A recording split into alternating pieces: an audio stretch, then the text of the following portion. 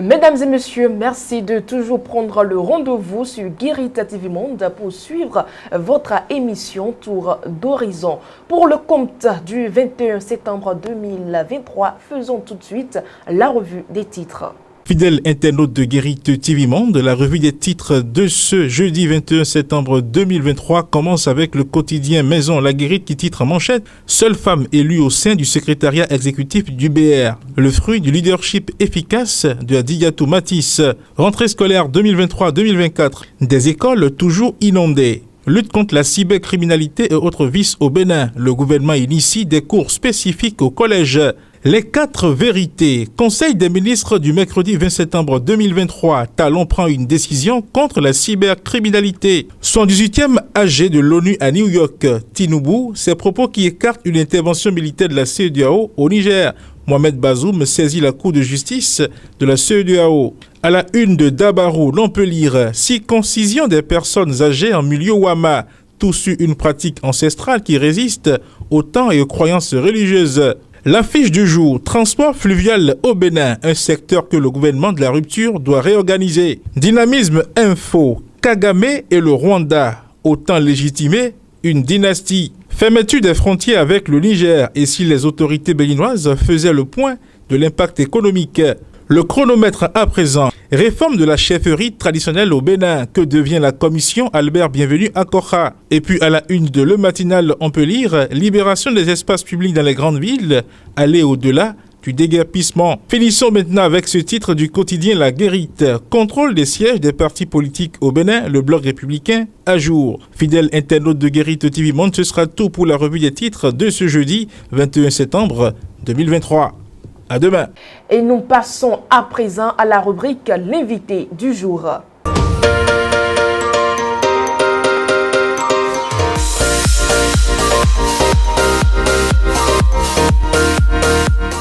Malheureusement, on s'était mis nous-mêmes la pression qui fait qu'on n'a pas tellement évolué. Alors que dans la matinée, on a joué avec beaucoup de plaisir. C'est des choses qui arrivent, vous savez. Et on ne peut pas en vouloir aux athlètes. Ils ont vraiment fait ce qu'ils pouvaient. Et même nous, ils nous ont satisfaits. Je peux dire simplement que nous sommes passés encore une fois à côté. Mais le bilan n'est pas négatif. Et on peut simplement dire que pour l'avenir, on va encore beaucoup travailler pour aller au-delà. Bion n'était pas dans le match. Bion, c'est Bion. Bion a demandé lui-même si je peux l'intégrer pour jouer cette finale. Nous, on fait confiance à nos athlètes. C'est nos stars.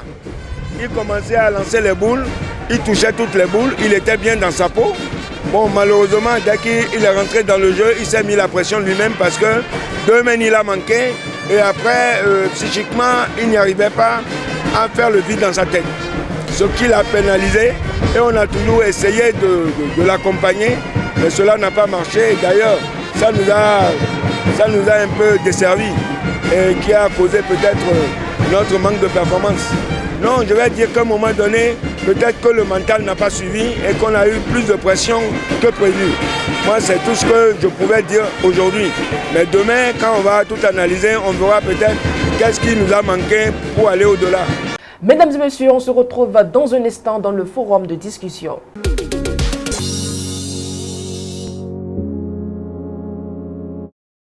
Dans le forum de discussion du 21 septembre 2023, nous allons parler de l'une des décisions prises en Conseil des ministres hier avec Charles Alban Daoui. Charles Alban Daoui, bonjour. Bonjour, Latifat Kawena. Classe socio-éducative, le gouvernement engagé pour le démarrage de la phase pilote du projet. Oui, c'est une réalité et c'est une façon de reconnaître que oui, aujourd'hui, notre école, l'école telle que constituée aujourd'hui, est une école qui n'éduque plus le citoyen. Et il faut oser le dire tout simplement. L'école aujourd'hui ne fait qu'instruire. Vous verrez que les enfants, quand on les met aujourd'hui à l'école, c'est pour aller apprendre le français, les mathématiques, l'anglais. Quand vous voyez les matières qui sont enseignées, ce n'est que pour ça. Il faut dire qu'aujourd'hui, notre école n'éduque plus. Et il faut constater cela à travers, par exemple, les dénominations que portent les différents ministères.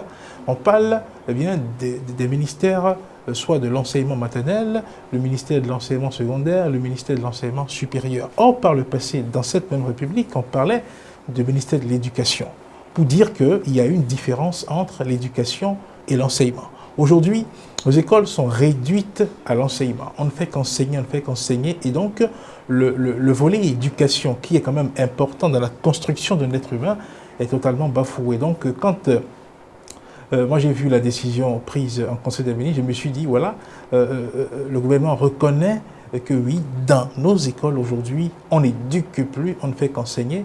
Et je pense qu'avec un tel projet, c'est pour ramener l'éducation à l'école, c'est pour ramener les valeurs, comment dirais-je, de vie à l'école, c'est pour amener les enfants dans nos écoles à apprendre ce que c'est que la vie, ce que c'est que les bonnes mœurs, ce que c'est que les bonnes valeurs. Parce qu'aujourd'hui, nous sommes dans un chaos tel que, il n'y a plus vraiment, comment dirais-je, de vertu, on ne fait plus vraiment la promotion de la vertu, la vie se limite tout simplement à chercher à comment gagner de l'argent, quels que soient les moyens qui sont utilisés pour gagner cet argent-là. Et vous voyez un peu l'ampleur qu'a pris le phénomène de la cybercriminalité dans notre pays.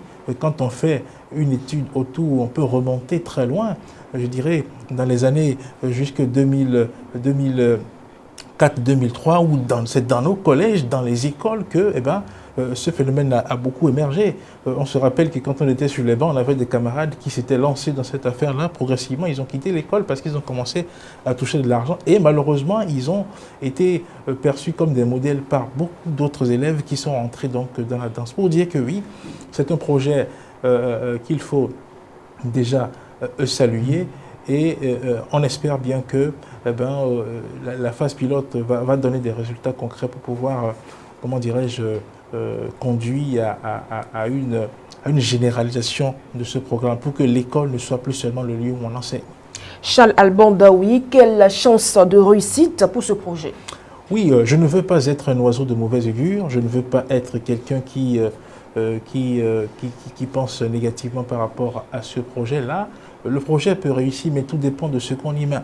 Quand je parle d'éducation, tout dépend du contenu qu'on y met. Et tout dépend de la valeur qu'on accorde, du moins à tout ce qui sera mis, pour éduquer les enfants. Quand on parle de classe socio-éducative, je pense que le contenu, ça va être peut-être le civisme, les leçons de morale, ça va être tout ce qui permet de cultiver les vertus en l'être humain. Et je pense que pour que ce projet réussisse, il faut que les cibles concernées, les élèves, puissent prendre la chose au sérieux. Et pour que les élèves prennent la chose au sérieux, il suffira d'utiliser les méthodes, les techniques utilisées aujourd'hui dans les classes pour que les gens prennent au sérieux les mathématiques ou les STEM disciplines. Vous voyez, il y a la pratique des coefficients sur les matières qui fait que les élèves vont beaucoup plus accorder d'importance à telle matière ou telle autre. Donc, quand on va introduire toutes ces matières de discipline, il faudrait qu'il y ait peut-être ce jeu-là, que ce ne soit pas des matières coefficient 1 ou que des matières facultatives, des matières dont les notes ne sont pas déterminantes dans la réussite de l'enfant. Je pense que quand on va utiliser ces astuces-là, ça pourra amener les apprenants à s'intéresser à la chose, à prendre ça au sérieux, parce que tant qu'ils ne vont pas prendre ça au sérieux, ça va être vain. Voilà. Merci à vous, Charles Alban Daoui. C'est moi qui vous remercie. Mesdames et messieurs, c'est la fin du forum de discussion du 21 septembre 2023. Voici ce qui annonce la prochaine rubrique de votre émission.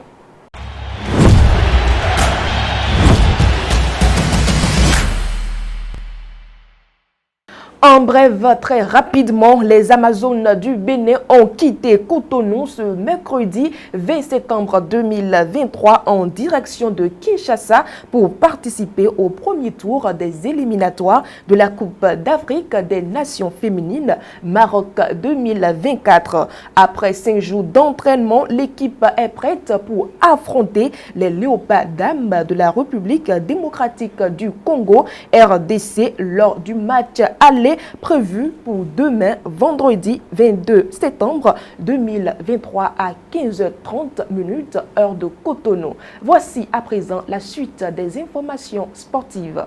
La course vers la Coupe d'Afrique des Nations féminine CAF Total Energy Maroc 2024 a officiellement commencé avec la première journée des éliminatoires. Cette compétition qui se tiendra pour la deuxième fois consécutive au Maroc a connu un grand succès médiatique lors de l'édition 2022, démontrant la montée en puissance du football féminin en Afrique.